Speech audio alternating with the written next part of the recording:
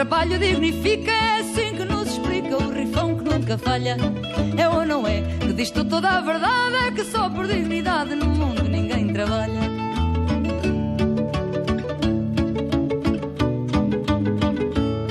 É ou não é que o povo nos diz que não, que o nariz não é feição, seja grande ou delicado. No meio da cara tem por força que se ver mesmo a quem... Bienvenidos a bordo, a una noche colmada de información, como dicen todos los programas de televisión, pero esta realmente es particular porque tenemos designaciones recientes y tenemos confirmaciones de este programa, anuncios que hicimos con anterioridad y que ahora se están cumpliendo. Empecemos con una confirmación. Se mudó. La señora se mudó, como les habíamos avisado en este programa. También en este programa les avisamos que Gabriel Rubinstein iba a ser finalmente el segundo de Sergio Massa en el Ministerio de Economía. Vamos a explicar el proceso por el cual se demoró la designación, el nombramiento. Se acaban de conocer también unos patéticos mensajes del propio Rubinstein para aceptar el cargo y la descomunal interna que se generó ahí adentro.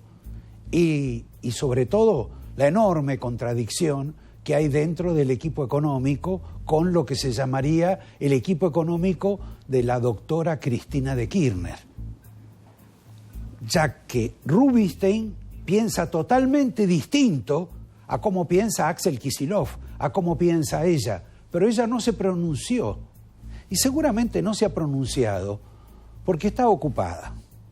Está ocupada por que mañana termina la presentación al fiscal, sobre la cual vamos también a poner un título a eso. Vamos a contar qué es lo que va a demandar los dos fiscales que están planteando el alegato con el tema de vialidad de la obra pública. Y vamos a contar también lo que va a hacer la defensa después. Porque acá no solo se trata de contar lo que dicen de un lado, sino también lo que van a decir del otro. Empecemos, con la mudanza. Curiosamente, la doctora Cristina Fernández de Kirchner se mudó a lo que ya les habíamos anticipado, a un edificio en la calle Defensa, justo cuando sus abogados van a tener que presentar próximamente la defensa de su caso y el de su familia, en particular de su hijo. Después damos algunos detalles del traslado de la Recoleta a la zona de San Telmo, donde le espera la hija, quien ya se había mudado al mismo edificio. Empecemos con Rubinstein, que es la noticia del día. Rubinstein finalmente aceptó, en realidad se había postulado, para ser el número 2 de Sergio Massa. Como ustedes saben, Rubinstein registraba un currículum bastante notorio en la red, contrario a Cristina de Kirchner. Bueno, sacó hoy 2 tweets. Acá está, el primero le agradece a Massa. Y este dice: quiero destacar además la amplitud del gobierno de incorporarme al equipo a pesar de comentarios agraviantes de mi parte, yo soy Rubinstein en este caso, en redes sociales que correspondía efectuar o corregir. ¿Qué quiere decir? Que él se había pronunciado contra Cristina. Está el famoso video de Cristina tratando de plantar una plantita y que algunos hicieron comentarios sobre cuando estaba removiendo la tierra y decían que en lugar de plantar una plantita, como en el caso de Rubinstein, lo que estaba era buscando el tesoro que tenía almacenado presuntamente por la plata que habían robado con su marido. Este es un detalle, él habla de que ese es un agravio. En realidad, lo que debería decir Rubinstein es que eso es falso, como me señalaba un amigo. Porque ¿es falso o es agraviante? De este modo, con esta suerte de disculpa pública, de pedido de perdón, ingresa al gobierno que es también el gobierno de Cristina. Cristina dicen que no se había pronunciado sobre lo de Rubinstein, pero seguramente no le gustó nada que lo nombraran a este señor que vivía objetándola, agraviándola o mintiendo sobre ella. ¿Quién es Rubinstein? Rubinstein es un economista, digamos, no es uno de los teóricos más reconocidos, pero es un hombre trabajador que tenía una consultoría. Por tener esa consultoría creo que también se demoró su designación debido a que tenía que combinar con los clientes y nadie le hiciera, digamos, ningún tipo de denuncia en materia de incompatibilidades. Tiene una característica fiscalista, si bien ha escrito mucho en algunos medios de comunicación, en el diario Perfil, también en Noticias, en otros medios, hace rato que se promueve para participar del sector público de una manera o de otra. En este caso, estaba absolutamente interesado en que lo designaran, bajo cualquier aspecto, aún cuestionando la política y la vida y obra de Cristina Fernández de Kirchner y de Massa, que en alguna medida ha estado con ellos, porque él en algún momento estuvo a favor de la dolarización. Él está a favor, o por lo menos hasta hace poco, hablaba de la conveniencia de devaluar. Estoy señalando estos datos porque son absolutamente contrarios, opuestos a lo que piensa la gente de Cristina, inclusive a lo que debe pensar Massa. Pero bueno, lo cierto es que ha hecho la disculpa pública, como se hacía en la Revolución Cultural de China, pide perdón a Cristina, Massa lo designa y seguramente lo va a llevar a su viaje a Washington y a Nueva York para que dé detalles del modo en que la Argentina se va a adaptar a cumplir con lo que se ha comprometido con el Fondo Monetario, sobre todo en el tema del déficit fiscal. Como Rubinstein, al margen de todas esas flaquezas que uno le ha observado o que uno puede señalar, hay que reconocerle que es un hombre aplicado en el tema justamente fiscal. O sea que en ese aspecto puede ser una ayuda para Sergio Massa. Va a ser bastante importante esta noche en este programa que hablemos con otro economista que lo debe conocer a Rubinstein y que debe tener una opinión, que se la vamos a dejar a él, que es nuestro invitado de esta noche, Javier Milei. Me detengo acá para cambiar el capítulo, para pasar al capítulo, ya que se ha disculpado el compañero Rubinstein con Cristina. Lo que yo quisiera saber es, ustedes vieron que hay comunicados de legisladores, senadores, diputados, organizaciones, se prometen marchas en solidaridad con Cristina Fernández de Kirchner.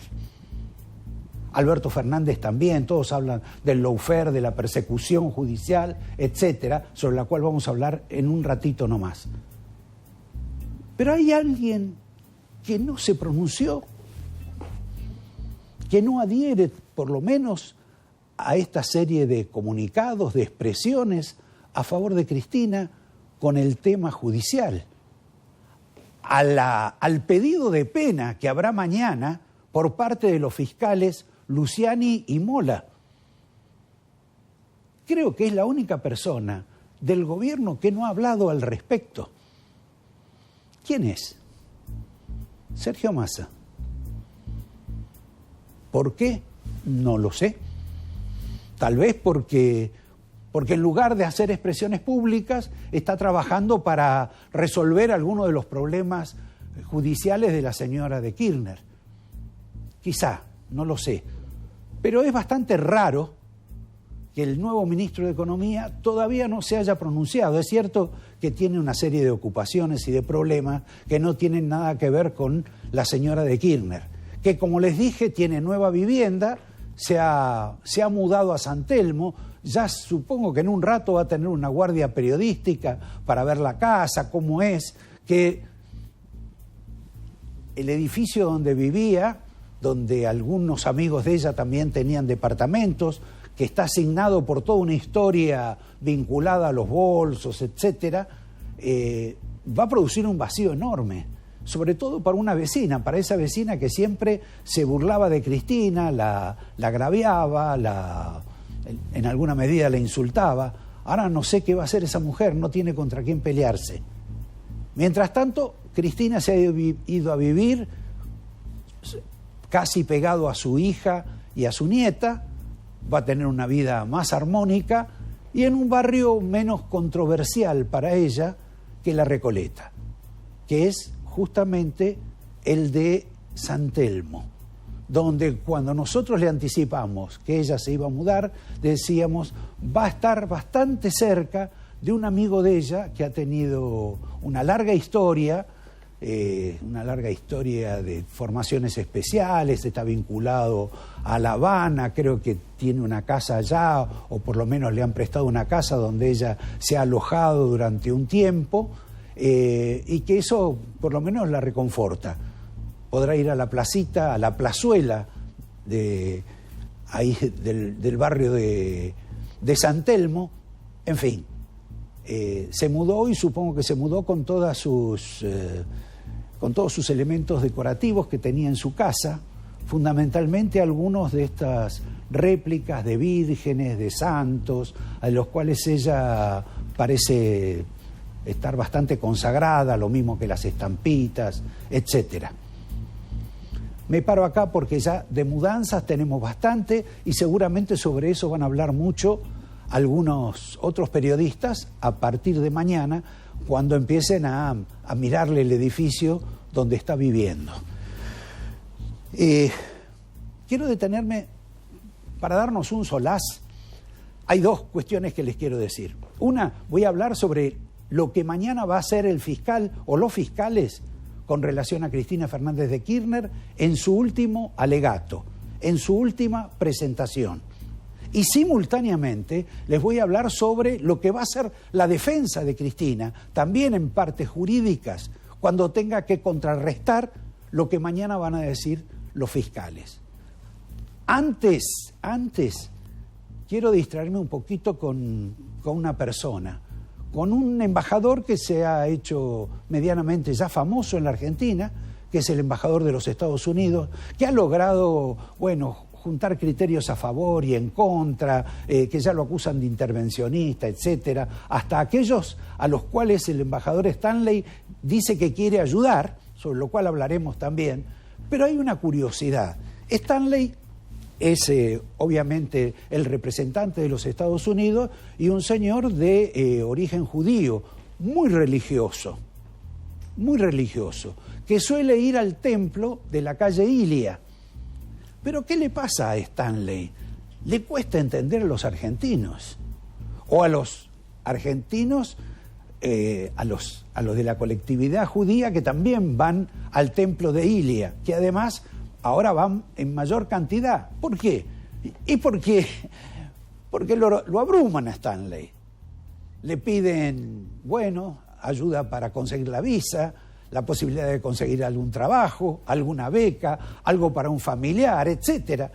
Está pensando seriamente en que va a tener que cambiar sus ritos religiosos, su devoción religiosa, quizá a otro templo, porque la verdad se le hace bastante insostenible la presencia en este lugar.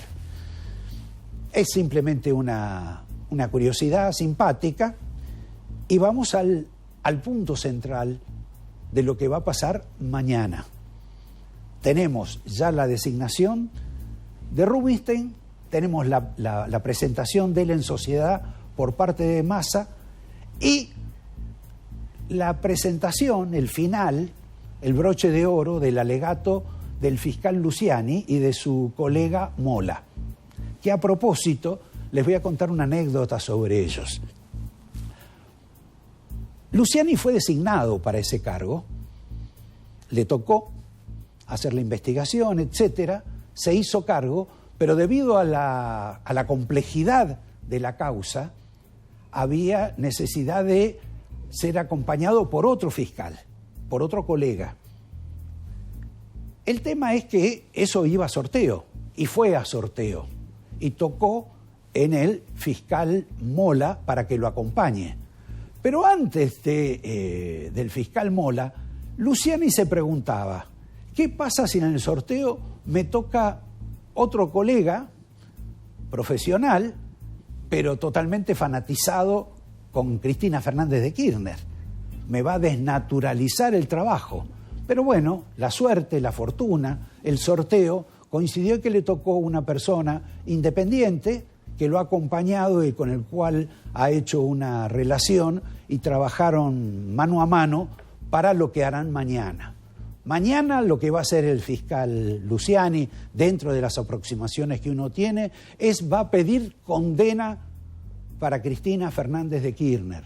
Ya trascendió en los diarios que la condena va a estar alrededor de la pena va a estar alrededor de entre los 10 y los 20 años de prisión, basado en un concurso real de la escala de las dos acusaciones que tiene el fiscal. Uno es la defraudación y el otro es que le imputa a ella ser la cabecilla de una asociación ilícita. Con esas dos figuras jurídicas, ellos establecen la pena que piden para Cristina Fernández de Kirchner. Hay dos datos que van a acompañar también a este alegato, al margen de otros que uno desconoce. Uno, incorporan a Máximo Kirchner a este proceso en alguna medida como integrante de la asociación ilícita y van a pedir, a reclamar, que sea investigado por su participación en todo este proceso, en el cual, como ustedes han visto o han conocido, han abundado algunas presentaciones, sobre todo audios, mensajes, intercambio de mensajes, disposiciones que ha habido. También va a plantear el fiscal o los dos fiscales, Luciani y Mola, otra cuestión importante. Ellos van a generar la discusión sobre el tema de los fueros.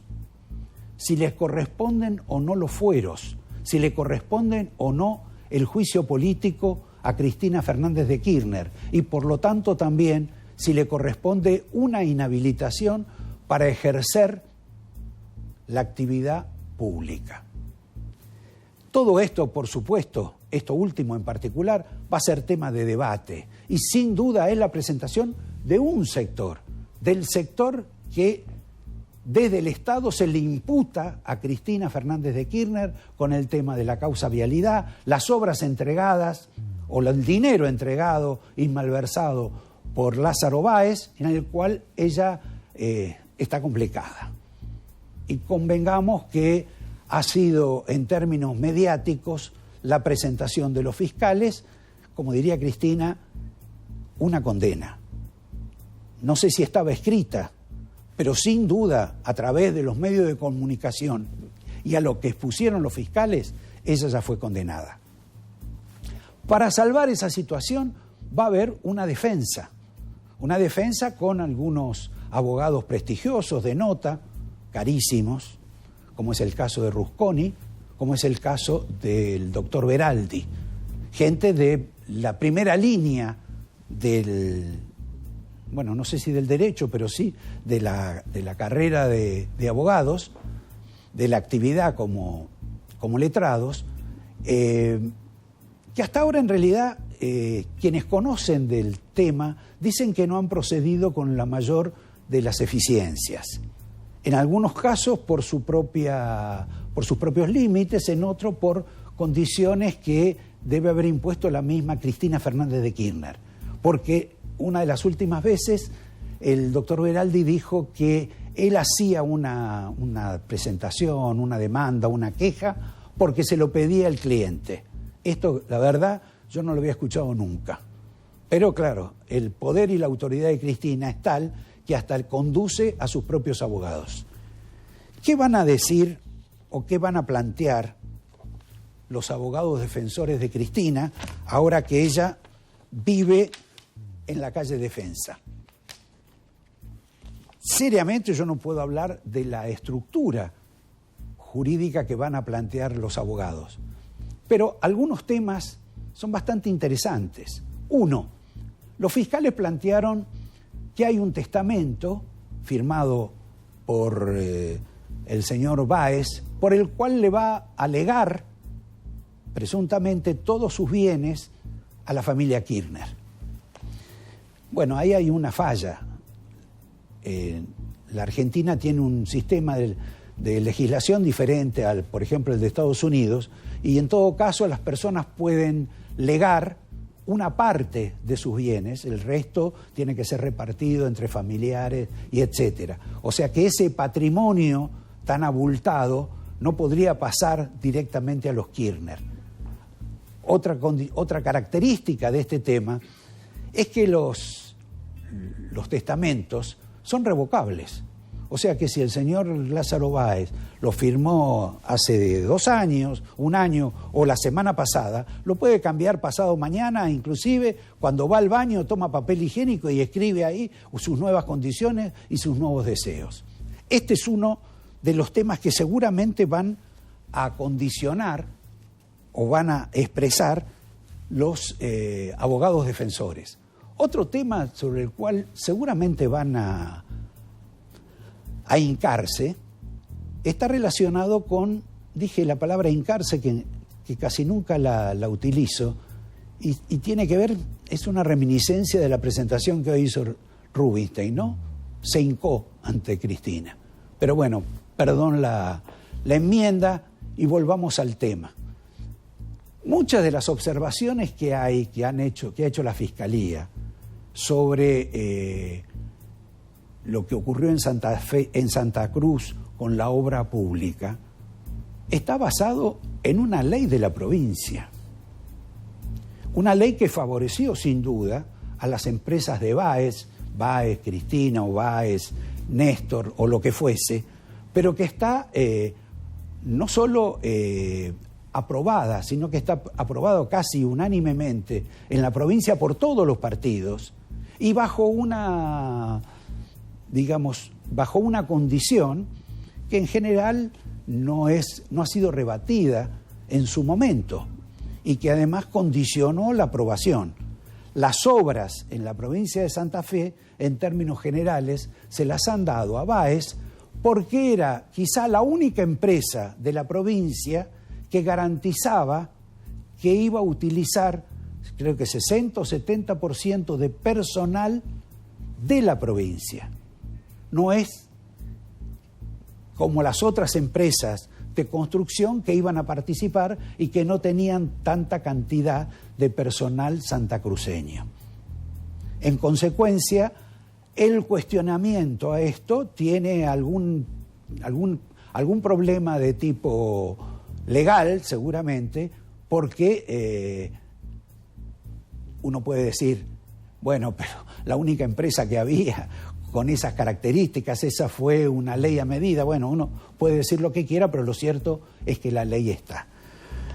Después hay un detalle, y no quiero abrumarlos y con esto termino porque tenemos muchísimos temas más para ver. Hay un detalle que tiene que ver con los jefes de gabinete. Los fiscales en su presentación, en todo este alegato, han extraído del proceso a los jefes de gabinete que estuvieron con Néstor Kirchner y con Cristina Fernández de Kirchner, diciendo que no tienen responsabilidad. Estamos con el caso de Alberto Fernández, del mismo Sergio Massa, de Abal Medina, que en algún momento, por todas estas cuestiones, hasta de los cuadernos, reconoció haber recibido coimas. Pero esta especie de apartamiento que hicieron los fiscales sobre los jefes de gabinete va a tener algún tipo de discusión. Porque los jefes de gabinete, el per saltum esto que quieren aplicar, tienen responsabilidad. Porque las disposiciones presupuestarias atraviesan a la jefatura de gabinete. No son solo una decisión de Devido, por ejemplo, y Cristina Fernández de Kirchner, que se lo tira por arriba de la casa de los jefes de gabinete. No es así. Los jefes de gabinete pueden estar complicados en esta situación.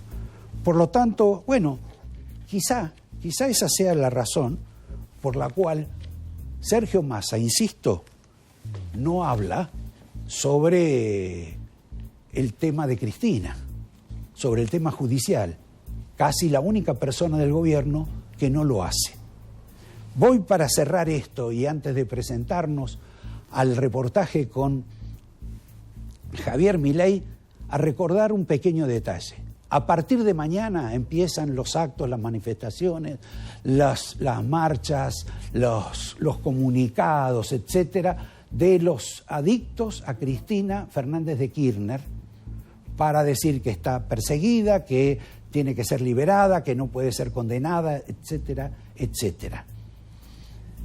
Supongo que hay un núcleo importante de gente que quiere acompañar este proceso, que supone que su actividad podrá modificar los resultados judiciales, lo cual es altamente improbable. Pero son manifestaciones que a Cristina le gustan, porque cuando ella estaba en el gobierno siempre exigía, vía Guado de Pedro, vía Julio Devido, que las cámaras empresarias, que las cámaras sindicales o la CGT dijeran que el gobierno estaba funcionando bien, que su gobierno era bueno, etcétera. A ella le satisface el ego.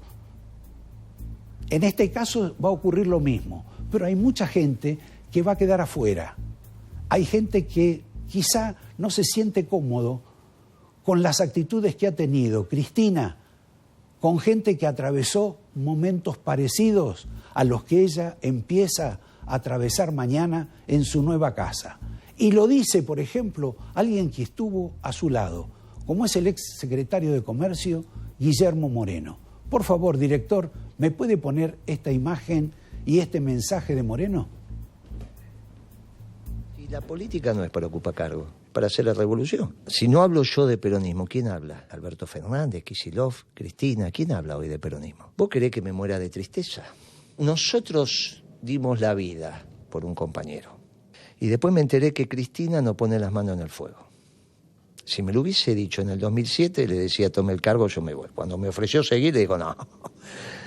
Espalda con espalda, vamos, masticamos todos los cordones, pero espalda con espalda. Destruyó el proyecto colectivo. Si esto no es en términos personales, este es un proyecto colectivo que alguna vez ganaremos. ¿Por qué darías la vida por una causa si termina cuando te morís?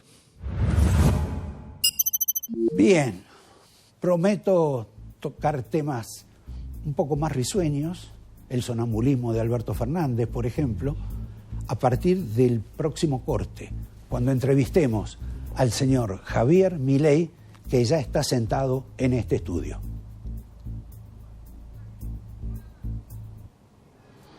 Compañero.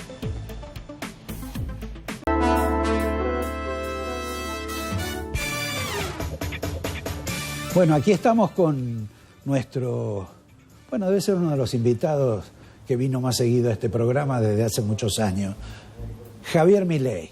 Antes que nada, ¿cómo están los perros? Afortunadamente están muy bien. No, pero no te estoy hablando de los perros que tenés en tu casa. Ah, ¿creí que me hablaba de mis hijitos de 4 patas? No, te estoy preguntando por los perros que te muerden los pies, los pantalones, la pantorrilla, los que estaban cerca, los que estaban lejos. Bueno, nos estamos acostumbrando a esto de vivir sometidos a operaciones, berretas. Es como una autopsia a cielo abierto, 7x24, están todo el tiempo. Pero bueno, también es un síntoma de que estamos haciendo las cosas bien, porque si no nadie se estaría preocupando de ver cómo nos pueden estar ensuciando todo el tiempo, ¿no? Bueno, convengamos que en algunos casos hay gente que te critica, pero que por ahí porque piensa que hay cuestiones que no estás haciendo bien. ¿O no le ves buena fe a nada de eso? No, bueno, si tuvieran una crítica constructiva me la dirían en privado y sería algo que podríamos discutir porque a veces vos podés creer que algo es óptimo y en realidad cuando incorporás las restricciones del mundo real que vivís de verdad, puede ser que la cosa sea muy distinta. Pero eso es la política, ¿no? La política tiene un montón de restricciones que a veces uno las ignora, pero me parece que el problema más grave en Argentina es que hay gente que se dedica, en lugar de dedicarse a hacer un buen trabajo, se dedica a ensuciar a otros. Es una cosa que eso a mí me sorprende bastante. O sea, que haya gente que en lugar de... Pero bueno, nada, que se trata de mediocres en el fondo, que bueno, entonces, o sea, entienden las cosas como ensuciar a otros. Está bien, bueno. Después por ahí hacemos nombre. Vamos a algo más importante. Tenemos viceministro de Economía, tenemos un macroeconomista. El caso del señor Gabriel Rubinstein, episodio... También llamado Groucho Marx. Ah, sí. ¿Y qué decía Groucho Marx? Que Tengo unos principios y si no te gustaba tenía otros. La verdad que me parece algo vergonzoso lo de Rubinstein, porque después de todas las barbaridades que dijo sobre el kirchnerismo, arrastrarse por un cargo y ser de... Bueno, muestra que no es alguien que evidentemente tenga independencia. Ya, digamos, ya arranca con una muy mala reputación, ¿no? Porque la verdad es que después de todas las cosas que publicó y hoy el tuit que manda diciendo que no correspondía a lo que dijo antes, la verdad que no sé, me pareció vergonzoso. Bueno, le estás negando la posibilidad de salvar a la patria, que debe ser lo que él debe querer hacer. Ojalá que esas sean sus intenciones. ¿Vos no trabajaste con él? No, yo lo conocí en un almuerzo en Punta del Este, que lo había organizado Nielsen, que yo fui con Guillermo Calvo y su mujer Sara, que también es economista. Y después en Twitter tuvimos discusiones. Ah, sí. Porque no adhiero a la forma en que él ve la economía. Pero él es fiscalista. Sí, bueno, digo, no es una cosa, digo, no creer en la ley de gravedad, es como que, digo, puede ser de izquierda y seguir creyendo en la ley de gravedad también, qué sé yo, ¿me entiendes lo que te digo? Ahora, a mí lo que me sorprende es que Massa no lo conocía a Rubinstein. Hasta hace 10 días lo había visto una sola vez. ¿Qué es lo que ocurre para que una persona, un ministro, elija a alguien de su máxima confianza en la gestión casi sin conocerlo? ¿Por qué ocurrió eso? No sé, yo no estoy dentro del proceso decisorio, no sé cómo es el proceso decisorio Massa. Lo que sí yo tengo claro es que si vos tenés que tomar una responsabilidad de esas características, vos tenés que tener que sea gente que entiende todos los números, que los tiene todo en la cabeza. No sé si Rubinstein los tiene o no, digo, no sé si es el más idóneo. De las predicciones tuyas, de los libros, de los últimos libros que escribiste, en términos generales, en porcentajes que vos quieras inclusive explicar, ¿cuánto acertaste? En rigor, todas menos una, por decirlo de alguna manera, que bien leída también la acerté. Ajá. O sea, cuando vos lees por ejemplo, hay un libro que yo se llama El retorno del sendero de la decadencia. Más claro, échale agua, ¿no? Sí, sí. Digo, y así, cualquiera de mis libros podés tomarlos, o sea, están las predicciones. La única que, digo, me pueden estar cuestionando es el tema de la hiper. Lo que pasa es que el problema de la hiper fue mutando de características del problema. Vos fíjate esto, el problema del dólar futuro después se convirtió en el problema de las LEVAX. El problema de las LEVAX se convirtió en el problema del acuerdo con el fondo. Después, de hecho, cuando termina derivando el resultado de las PASO en una catástrofe para el gobierno de Macri, de hecho, el reperfilamiento es un default, con lo cual, evidentemente, vos ahí también tenías otro problema. Y el problema después de las LEVAX y del fondo se convirtió en las LELIX y que hoy tenés, digamos, que es un problema que tenés hoy ahí al borde de estallar. Ahora, la realidad podría decir, no, bueno, nunca pasó la hiper. Mira, eso es desconocer de teoría monetaria. Es decir, el problema fue mutando Ese problema se llama LELIQs. Pero mirá qué grave, ¿no? Porque hoy, ¿vos sabés con cuánto rescatás toda la base monetaria de Argentina hoy al tipo de cambio de mercado? No. Con 14.000 millones de dólares, 15.000 millones de dólares como mucho. ¿Sabés cuánto perdimos de reservas durante el año 2018? Sí. 22.000 millones de dólares. ¿Te das cuenta que la hiper estaba ahí? Cuando vos haces el contrafáctico de eso, la inflación contrafáctica te da 600% si vos no hubieras, si vos no hubieras tenido además una precipitación en la caída de la demanda de dinero, lo cual es falso, porque en la vida real después la demanda de dinero se te desploma.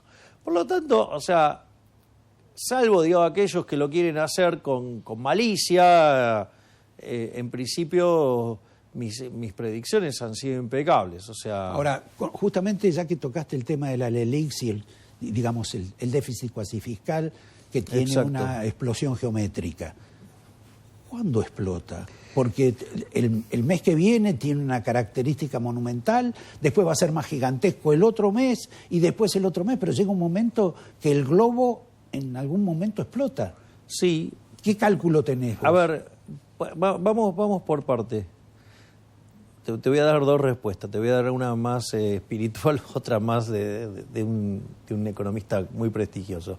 Primero, el tiempo es del 1. Porque vos no podés saber, digamos, qué va a ser lo que detone el accionar de los agentes para coordinar la corrida, por decirlo de alguna manera. Sí.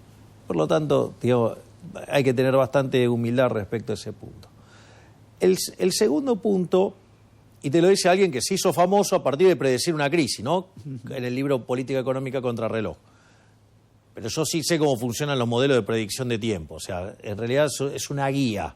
Te dice si se acerca o se aleja la crisis, no te dice el día exacto. Y no quiero, por lo menos el mes. No. Y lo otro que es interesante, sí, bueno, por eso tiene una respuesta con la estrategia que está llevando Massa. Y el otro tema, que es un tema muy interesante, Dorbush decía que en realidad las crisis tardan en llegar mucho más de lo que uno cree, y cuando vienen ocurren a una velocidad mucho más fuerte de lo que esperaba. Entonces, la realidad es que hoy lo que vos tenés es que la economía argentina tiene un desequilibrio fenomenal. En términos de indicadores sociales, tenés indicadores que son peores que los que tenías en el 2001. En términos de desequilibrio monetario, estás peor que en la previa del Rodrigazo. Y en términos de dinámica, por ejemplo, de activos vinculados a los activos financieros que van contra el dólar, tenés dinámicas, lo que vos estabas diciendo, por ejemplo, de las LELIQs y todo esto. Bueno, hoy la relación pasivos remunerados sobre base monetaria es 1,7, o sea, es un 170%. O sea, ¿qué quiere decir esto? Estás en niveles similares a los que vos tenías en el segundo semestre del 88, o sea, la antesala de la hiper. ¿Qué quiere decir eso? Que vos estás combinando los elementos de 3 crisis de la historia espantosa. La única forma que esto se arregla es con un programa de ajuste ortodoxo, pero no más o menos, un programa duro. Pensá que vos entre el déficit de nación y el cuasi fiscal estás en 10 puntos del PBI. Ponele que vos, si haces un buen programa, te rolean las LELIQs. Bueno, tenés que hacer un ajuste de 6 puntos del PBI. Lo que mando, bueno, Massa, nada. Perdóname, como uno ve lo de Massa ahí, me parece que la intención no es tanto modificar, como vos decís, de raíz el problema económico, sino de en alguna medida disminuirlo, atemperarlo, bien, ganar tiempo. Bueno, ahí estamos. Esa es la respuesta. Massa lo que está haciendo es tratar de buscar deuda para patear el problema para adelante. Es decir, no hay una solución de cuajo, no hay una solución de raíz. Lo único que está buscando es endeudamiento para comprar tiempo y tirar el problema para adelante. Entonces, cuando el problema estalle, lo que vos estás haciendo es acumular desequilibrio todavía cada vez más grande. Por lo tanto, el día que estalle, el estallido es cada vez muchísimo más grande. Es decir, porque explotar va a explotar. El problema es el cuándo. El cuándo no lo sabemos. Lo que sí sabés es que es inconsistente. Ahora, ¿cuándo se produce la precipitación de la demanda de dinero? Bueno, el día que pasa somos boleta. Para que te des una idea, aún, suponete que vos dejás de lado que podrías, en una situación caótica, triplicar la cantidad de dinero. Sí. No, porque si si por cada uno que anda peso que anda emitido de base, vos tenés 1.7 del LELIQ, que está pagando un interés enorme, digo, ese número que se haga 2 es nada, por decirlo de alguna manera, con lo cual llevar base más LELIQ a 3, digo, con lo cual la hiper, eso podría ser. Pero aun cuando vos no hicieras eso, podés tener la hiper, porque vos, por ejemplo, cuando se te cayó la demanda de dinero en la hiper de Alfonsín, se te cayó a 0,2% del PBI. Si hoy te pasara eso, ¿sabes a cuánto se te va la inflación? A rangos que van en torno al 5.500%. Es decir, los problemas están, o sea, se pueden precipitar o no, vos podés comprar tiempo, podés hacer cosas, podés poner trabas, podés hacer un montón de cosas. Lo que vas a lograr es que de última que se corra en el tiempo, pero el problema es que no lo terminás de arreglar. Cada vez que vos, por ejemplo, hoy metés una restricción en el mercado cambiario, en realidad eso exacerba el exceso de demanda de divisas y el exceso de oferta en el resto de la economía te está matando, porque implica tasas de interés por las nubes, deterioro de la actividad, del empleo, de los salarios reales. Como ejemplo de eso, ha habido un fanatismo por importar insumos, productos de todas características, temiendo la devaluación, etcétera. Ahora cortaron el tema de las importaciones, pero van a habilitar un plan de venta de 300.000 televisores, creo, que de origen chino, a pagar en 36 cuotas con una financiación blanda para ver el Mundial. ¿Eso encaja con un...? No, eso es pan y circo. En el fondo es dirigismo y además populismo. O sea, en el fondo... Aparte de eso, tasas blandas. ¿Qué es eso de tasas blandas? Es decir, romper los balances de los bancos. Porque en el fondo, dar una tasa blanda es no pagar la tasa de mercado. No pagar la tasa de mercado es no reconocerle lo que está poniendo el depositante o implica no reconocer los riesgos que están involucrados, con lo cual es una locura. Además, daña la tasa de interés, es un mecanismo muy importante. ¿Conocías esto del proyecto de Tombolini? No. Y de Tombolini no me sorprende nada. Digo, es un economista de izquierda, dale. Lo conozco hace 25 años. 2 preguntas casi finales. Una, vos has estado en la Cámara con Massa. Sí, él era el presidente de la ¿Cómo Cámara. lo ves para esta situación de emergencia en la cual va su vida política? Porque él resignó todo. Si le sale mal... se quedará en su casa, seguramente no mal, pero... Yo hice un análisis que yo lo llamé la rusa ruleta. Ajá. ¿No? La ruleta rusa, vos tenés un tambor de 6 y una bala. Bueno, él está jugando la rusa ruleta, tiene un tambor de 6 con 5 balas. O sea, lo más probable es que termine estropeado. Ahora, yo lo puse en términos de financieros, se llaman opciones reales. Cuando vos tenés una empresa quebrada, que es una empresa cuyo activo vale menos que la deuda, vos lo que haces, le metés a ese proyecto mucho riesgo. ¿Por qué? Porque si sale mal ya estás quebrado. Si sale bien, levantaste la cabeza. Y a mí me parece que, yo no soy quien para creer que Massa esté haciendo esto. Esto es mi lectura, que puede estar equivocada. O sea, porque no estoy hablando de economía, ahora estoy hablando de política y yo lo estoy poniendo en un tamiz de economista, con lo cual... lo pongamos con reparo. Sí. Desde mi punto de vista, a ver, Alberto Fernández es un cadáver político.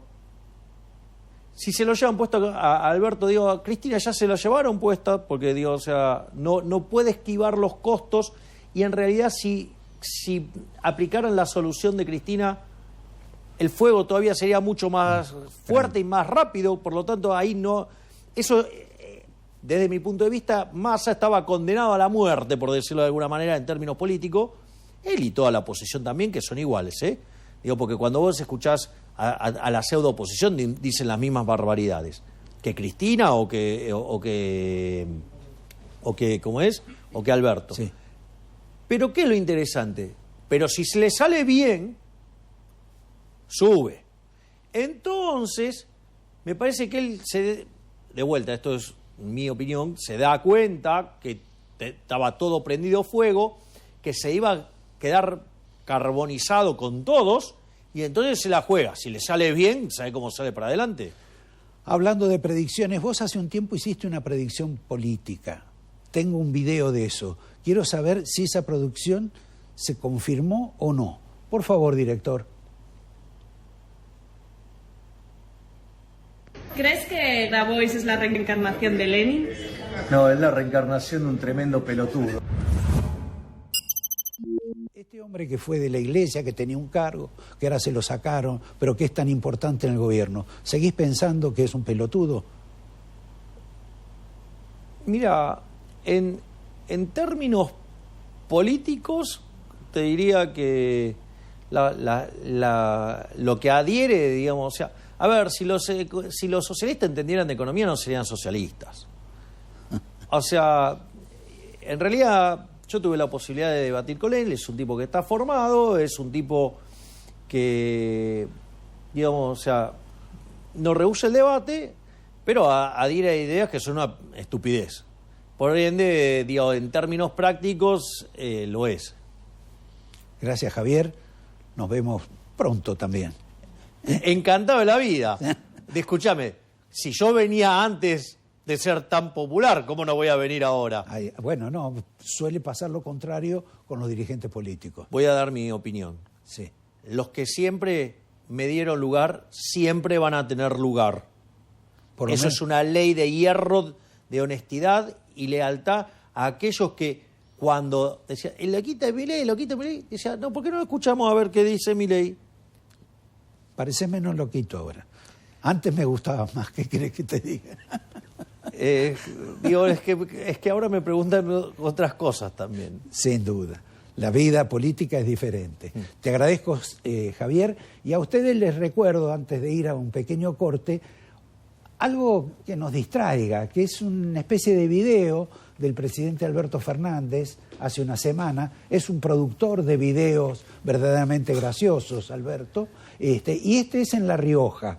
Quiero que lo vean, porque se suma al cúmulo de videos que ya tiene, con el cual a veces nos sonreímos y nos entristecemos.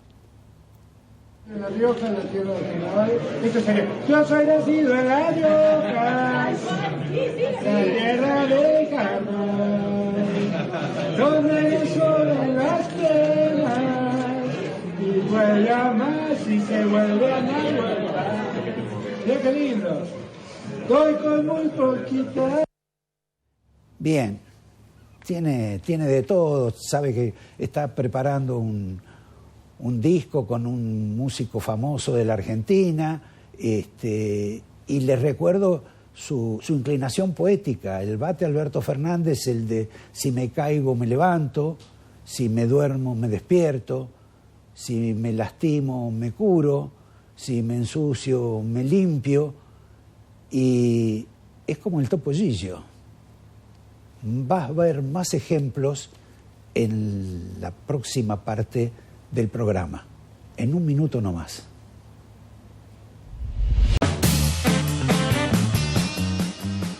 Ustedes se preguntarán, después de lo que dije Alberto Fernández, ¿por qué Alberto Fernández se rinde, hace la gran Rubinstein con Maduro, con Ortega en Nicaragua, con los cubanos, y después los otros lo castigan, le pegan, lo tratan de pelele, de alcahuete, etcétera? No voy a seguir con los calificativos.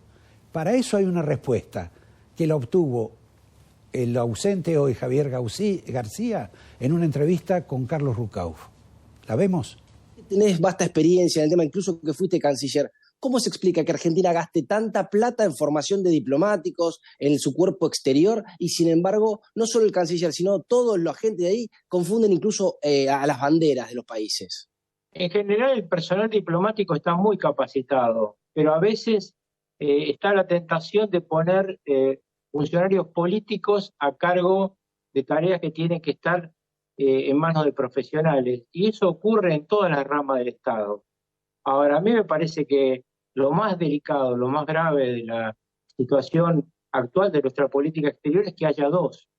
Esto es que Massa se acerque a Biden buscando una solución al dramático tema de ausencia de reservas que tiene la Argentina, y por el otro lado el presidente de la República se abrace a Maduro. Esta dicotomía es muy perjudicial para la Argentina. A ese punto es el que quería llegar. ¿Con qué Argentina tratan? ¿Con la Argentina de Fernández, el Instituto Patria, la que coquetea con las dictaduras de la región, o la que está encarnando Sergio Massa, que busca tratar de alinearse con Estados Unidos? Es que esta es la dificultad central. Massa está haciendo movimientos de acercamiento a Estados Unidos muy bien gerenciados por Argüello en Washington, y por el otro lado el presidente hace estos movimientos de acercarse cada vez más a las dictaduras latinoamericanas de Cuba, Nicaragua y Venezuela. Creo que él intenta ser más cristinista que Cristina, porque la vicepresidenta evidentemente ha avalado los movimientos del ministro de Economía, pero lo cierto es que confunde, y hemos llegado hasta el caso de un embajador, el embajador argentino en China, que se ha metido a atacar a la presidenta de la Cámara de Diputados, allá se llama representante de los Estados Unidos, Nancy Pelosi, por el diferendo entre China y Taiwán, metiéndonos en un tema que no nos corresponde, mucho menos a un embajador, en momentos en que Massa tiene que ir a pedirle justamente a los demócratas que gobiernan en Estados Unidos una solución. ¿Cómo crees que va a terminar equilibrándose o para un lado o hacia el otro? ¿Dónde va a caer la moneda argentina? ¿Hacia el lado de las dictaduras o hacia el lado más alineado con Estados Unidos? ¿Cómo crees que va a venir el futuro? Es muy difícil porque esto es un triunvirato. Hay evidentemente en este momento una coherencia entre la vicepresidenta y el ministro de Economía. Pero atención, que el presidente tiene mucha capacidad de daño, claro, porque puede salir a obstruir con declaraciones o no firmando decretos, medidas que quiere hacer el ministro de Economía. La situación creo que está muy delicada y sería bueno que haya una coherencia interna del gobierno lo antes posible. Un dato que llamó la atención que fue la presencia de Guado de Pedro, un hombre de la Cámpora, en este Council of Americas.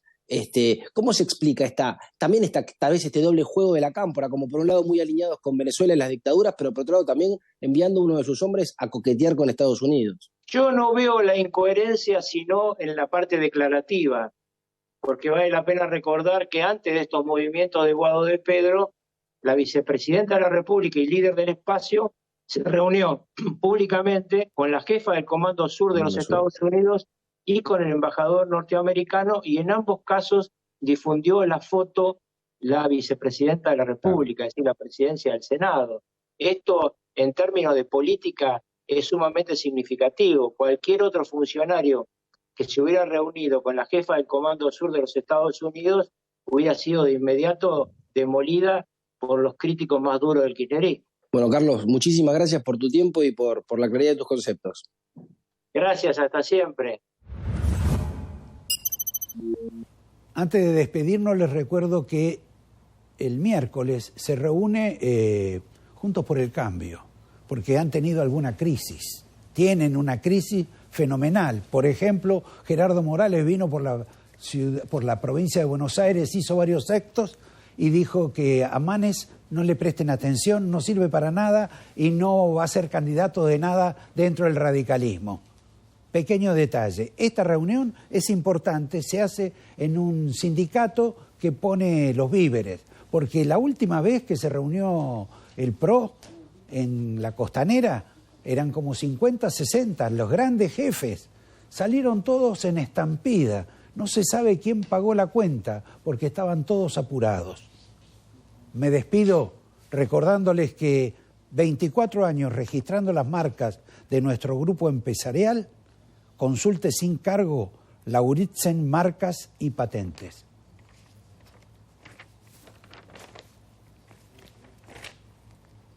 Hasta la semana próxima.